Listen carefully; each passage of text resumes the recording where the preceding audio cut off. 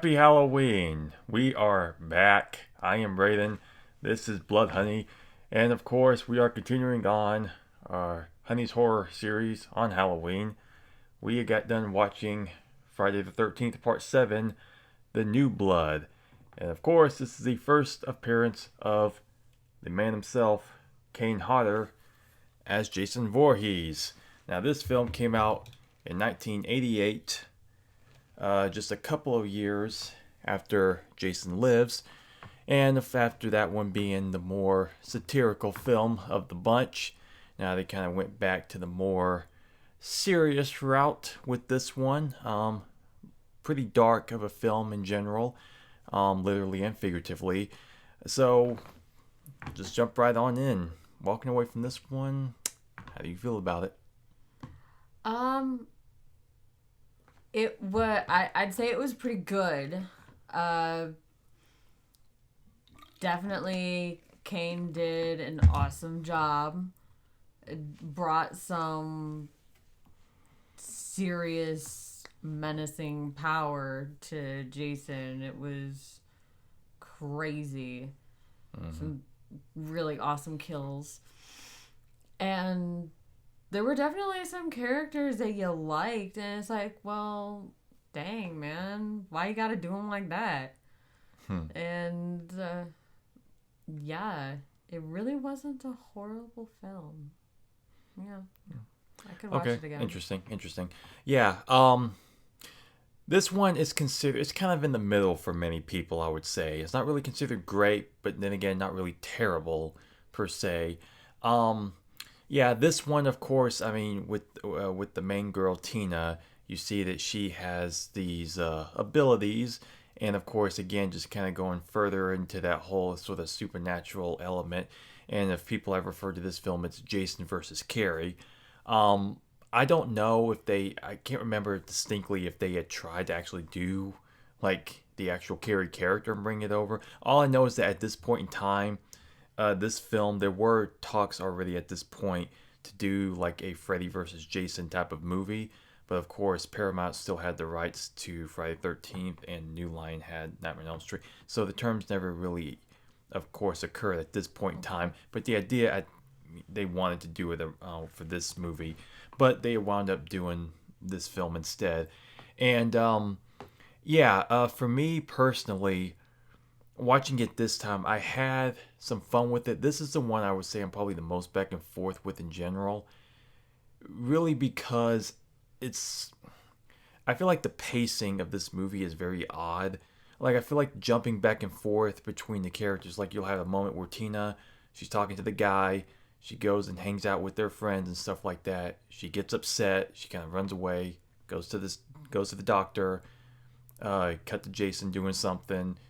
Cut to her talking to the doctor again. She talks to the guy. She talks to his friends, and kind of, Yeah, it I feel like was. it's just a kind of like a zigzag between Yeah, moments. I'm like, it's not really coherent as to like what's really connecting these scenes to one another. It's just like again, she just kind of has a moment here, moment there, and that's weird. Like, did you notice that when watching it? Because yeah. I was gonna say. I mean, I know I said it wasn't a horrible film, and I'm sticking by that. But her having the the powers, I thought was a little bit of a stretch. Um, yeah, and then the premonitions of seeing them die and they're dead. So yeah, yeah, I thought it was weird. well, it adds for an interesting idea. Like it gives Jason more of a, more of a fight to have to go up against himself. So yeah. It's a fun idea. I was to give him that. I would just say though the problem with this movie as well is that I feel like the main characters, pretty much any of the characters, aren't really that strong in general. The strongest is probably the Doctor character, just because he is played well, but he of course he is such an a hole. He clearly is using her for his own gain. Like right from the start, it's just like it's yeah, this guy he doesn't give a damn at all, and so yeah, it's hard to really grasp onto any of these characters. I mean, they have like a couple like little lines, moments here and there, but I would say that of the series so far, this is the weakest group of people throughout. Like you said, the one girl uh, particularly the one girl you said you did feel bad for when she died, like Yeah. the ugly duckling type of Oh, girl, you know. what Which was her name? I don't What? remember. I don't remember any of their Shoot. names, to be honest. So I feel like an I don't idiot. know. I know I would recognize it if you gave me a list of names. But Hmm. yeah, I mean, she was kind of like a dorky kind of girl, the geeky one, and Hmm. then she's like, "Oh, I'll show you," and and then she gets all dolled up and looks super awesome, and then Yeah. yeah, Yeah, but I feel like again she only had like maybe 5 minutes of screen. Again, it's just the characters like they're not really like I know not all of them are going to be established that well. You kind of have to have your your archetypes so to speak, but I feel like again no one is really established that well at all. It's just that like that's the main problem. But and so every time like when it was just scenes with these people. I just wanted to come back to the Jason scenes, you know. I mean, that's who you know you go there yeah. for. I was But in this bored with some of it, but you in this know. particular case though, it's just like I just want to see Jason, especially because knowing the way he looks in this movie, is like because you have the whole damaged body, he had the spine sticking I out, saw that and I he's thought that just was rotted. super Like awesome. and you would say like going through this series how you're starting to appreciate Savini's work and all of that. But the guys on this film they did do a really Yeah, really good job the of Jason creating Jason was like both the pretty slick. unmasked and masked look for him like from top to bottom, especially with Kane's performance. So Kane's performance, you would say walking away, you noticed what he brought to it in this film, and Yeah, yeah, definitely. And like right off the bat when he showed up and those three couples were doing their thing mm-hmm, and he's just looking at the house like I know y'all are in there doing that. mm-hmm, Yep, yeah, yep. You're going to die. Mhm. Yep. yeah. Yeah, and that's how I would definitely describe Kane's Jason is that he is just a true, like how we said, like the last one he had like the sense of brute force. This one you just get like his body language and what he brings over to it. He's just pissed all the time, and he doesn't give an f at all. I would say this is like one of the more definitely like if I get my hands on you, you are done for. Like I don't give. Well, He's I'm just gonna I'm here to kill some. I don't care. I obviously, don't because he care. was freaking chained underwater, Hmm. I would be kind of pissed off too. Yeah, So, yeah, I can seriously understand that. yeah, But, hmm, yeah, he definitely nailed it. yeah. Because like I say, you'll notice like the heavy breathing he brings like to it, you know. And I think it is a nice element. Some people, he is for the most part considered to be like the definitive Jason, especially knowing he's the only one to play him multiple times. So he'll play him 3 other times after this one. And so I can understand that. Some people say he's overrated. Some people just say he just don't care for. You know, I can understand everyone has different views on that whole thing. But for what he brings to it, I mean, he is really, really solid. And like I said, just brings just this little extra touch, just this, especially by this point in time, that really makes Jason really fun to watch. Um, yeah, and the other things about this movie too that I kind of have a problem with is that by this point in time, if you go back and really analyze it, by this point it's supposed to be like I think 97, which doesn't make much sense at all again because you look at them, it's clearly still very 80s in the style. I'm like just going to show how the timeline works. And then again, you start off with her as a little girl. Of course, her abilities go off, and she kills her dad. He falls into the water, drowns. And it's like, when did this house come up though? Like after Camp Crystal Lake, like when did this house be built here? Then he started living there all this time, and then this happens, and then Yeah. because you saw also in the last one it was Camp Forest Green, and this one you see it's back to Camp Crystal Lake. So they just said F it, like oh, just go back to the original name. Why That's not? whatever. Everyone knows now. Yeah, and it's more like a swamp. It's like Camp Crystal Swamp over here too, which I mean, from a design perspective at this point, especially considering how this film is far darker than some of the other ones, I can understand maybe giving it a more like rundown type of look. But when you really look at them, like it doesn't feel like Camp Crystal Lake at all. It really kind of doesn't. You do kind of miss that more. cleaner look to the land because, in contrast, it kind of helps add to the creepiness factor in a way. You know what I mean? So you do kind of miss that. So yeah. So as far as the kills in this movie, how did you feel about them overall? Did you? Because it is kind of cutaway kills if you know this. Yeah, But I know. So some of them were decent, and then one or two may have been like, okay, they happened, and then discovering the body, it's like, oh, okay, I see. mm-hmm. So yeah, for it not being Savini, they were pretty decent. Yeah. Not like straight up watching them get their head chopped off, mind you, but Mm-hmm. they were still pretty decent. Like the party horn jabbed through the one Yeah, girl's and eye socket. yeah, and you hear Yeah. it honk. It's like, or like right in their eye. That's pretty good. The Oh sleeping, yeah. and like the sleeping bag kill. That is Yup. another favorite. Like I think Kane Hodder has said himself like many times that is his personal favorite. And there were cuts where he actually did bang it against a tree several times, but then they cut it to the one, which in a sense is more effective. And there was like a story behind that to where it's like the weights in it, like he was like struggling to kind of like lift it up and bang against a tree all this other times that he was getting frustrated and trying to do it. But so another thing about that is that, again, how I've mentioned how the MPAA has come down hard on these films several times. This one is the most infamous of the series for that. Like this one, they just didn't give a crap. You can. There's no real footage of like the extended kills, or else in this box set they would have done that because I know people really want to see a true uncut version of this movie. But years back, the film had actually been destroyed. I think some says he was on purpose, or some have claimed it was a fire, but I think it was pretty much on purpose by the studio because Paramount themselves were kind of ashamed, so to speak, about the success of this series. It's like they kind of wanted to distance themselves more and more as it went on. And so, on top of that, like I said, the MPAA, they cut out so much of this. You can see dailies online of how extensive the gore was, and holy crap, it makes a world of difference when you see that. Because when you watch this movie, it feels almost like a TV edit at times.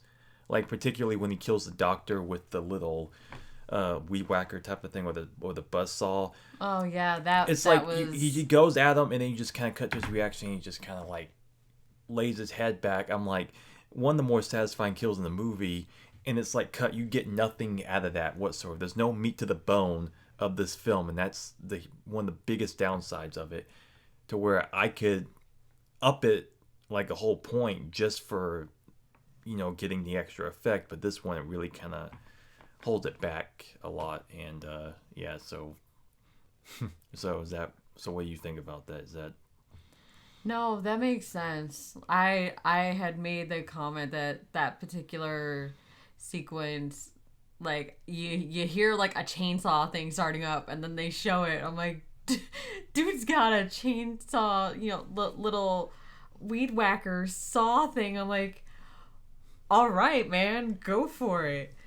And then yeah, it takes out the jerk doctor guy, and mm-hmm. yeah, it was kind of like a wah sort of kill. Want want. Yeah, yeah, very underwhelming. Like the one, like the scene where he grabs a dude and he crushes his head. I'll show you after I'll show you after doing this. But yeah, he crushes his head. It's like a grape. It's just like all this blood just flowing out of his head. It's insane Yeah, looking. like I said, brute force. Yeah, He did an exactly. awesome job. Mm-hmm. Yeah. Um.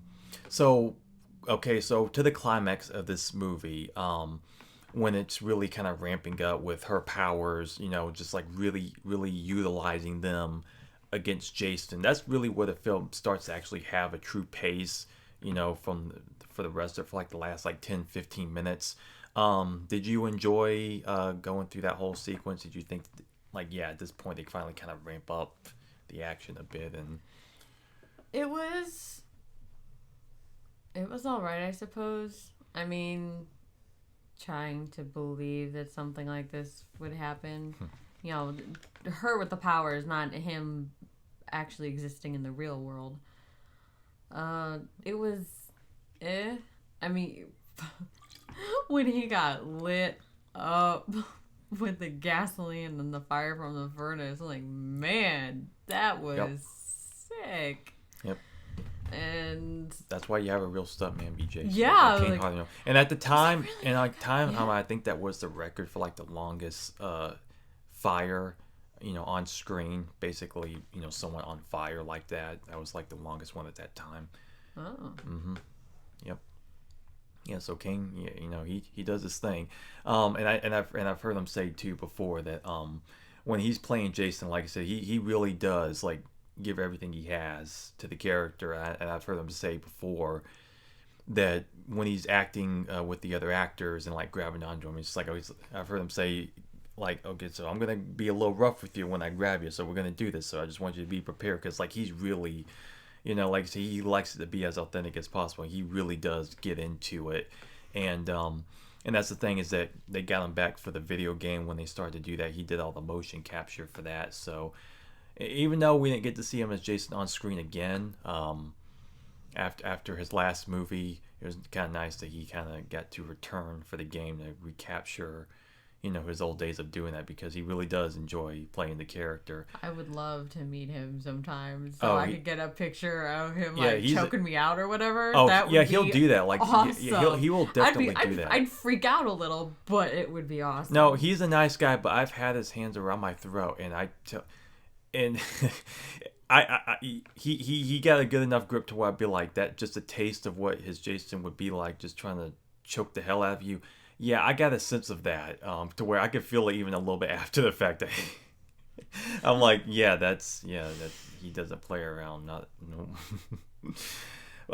One of my personal favorite kills is not heavy on effects or gore or anything like that, but it's very simple but very effective for me. The one really bitchy blonde character in this movie. The axe. That is honestly that was awesome. Like probably even more than the sleeping bag kill to some extent, just because it's like again The knowing sleeping that bag was character, awesome, but- she opens the door, she sees him, she's just like, and he's just standing there, takes the axe, whack, grabs her, shoves her ass right behind the television. I love that kill so much. It's one of my favorites. That's what really made me. You don't need like anything him extra, but that in and of itself not because he killed her, because it was just so well executed. Yeah, I'm like, but man, just I like knowing her this guy. character is just the icing on the cake. But Yeah. again, just axe, toss her ass right behind the television, probably just.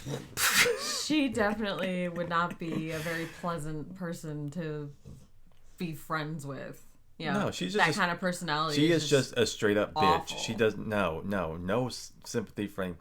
But probably, I mean, hell, I mean, she could have been as bad as the doctor because the doctor literally used her mom as a human shield in front of Jason. I'd be like, you son of a bitch, like this guy. Yeah.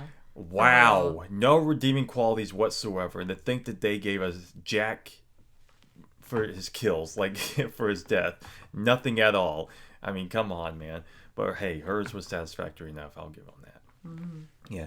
Okay, so the climax of this movie, again, one of the major flaws for this one, and the director, John Carl Buechler, again, like, because the filmmakers for this one, they did kind of get screwed over. A lot of the faults with this movie aren't really there on them per se. Like I said, they got dealt a crap hand with the kills being cut and everything in studios just bothering them. Because at the end, it was the same concept with her dad coming out of the water and grabbing Jason. Because even like say, yeah, it's already jumped the shark. It's like it's a little odd that moment too, in a sense, but at least what they were going for originally, because he was going to come out and look similar to Jason. He was going to look like, he's been sitting under the water for some time, like zombified and stuff, grabbing Jason and pulling him under. But for some reason, they said, be like, nah, just make it look like kind of how he did at the beginning, like he's nothing happened, like he just fell in 5 minutes ago, which is really stupid. I don't understand that, and it kind of takes away from the whole effect of the ending when you see this completely normal looking dude just jump out of the water and grab Jason, and it's like, really? Like that's how we're gonna. Just a little weird. Yeah. Again, just completely destroys the whole effect of what they were going for. If he was looking like how they would have planned to, it would have been kind of cooler. But other than that, like I don't know. So yeah, even after this one again, it's just kind of worse because the next one, I would say Kane's performance in the next one is probably even better, but the movie itself is worse. Yeah. And that's a shame too because considering the for the guy for Manny to be the best Jason is in the worst movies. Like it's kind of a shame when you break it down because he's truly like the only one redeeming factor for a lot of these other ones. I'm just like, yeah. Again, this is kind of in the middle for me. Not the worst, but not the best. Again, if they had just not meddled with this film, if they had just let them be what they wanted it to be, then I would have notched it up as being just a truly like solid, pretty good Friday the 13th. To where, like I said, going from one on where they kind of have a nice, going up in quality. Like I said, slight dip with 5, but still entertaining, and then right back up with 6, and then 7 could have been kind of like right there, but it kind of dips again. I'm like, so the first 7 films could have been truly pretty solid, but this is where again it just kind of starts to dip again, and so it's kind of in the middle between like the great and the bad for me. So what would you think overall? You think you would agree with that so far, or I'm going to agree with it only because I haven't seen, every single film, of the rest of them to come. And I think I've seen well, I think 2 of them, well, maybe, but it's been yeah, because like you a say long you've seen time. Jason X and Freddy vs. Jason. The Yeah. next 2 you have not seen, and that's basically yeah. So I have to see the rest of them, and then I can compare them in my head and be like, yeah, okay.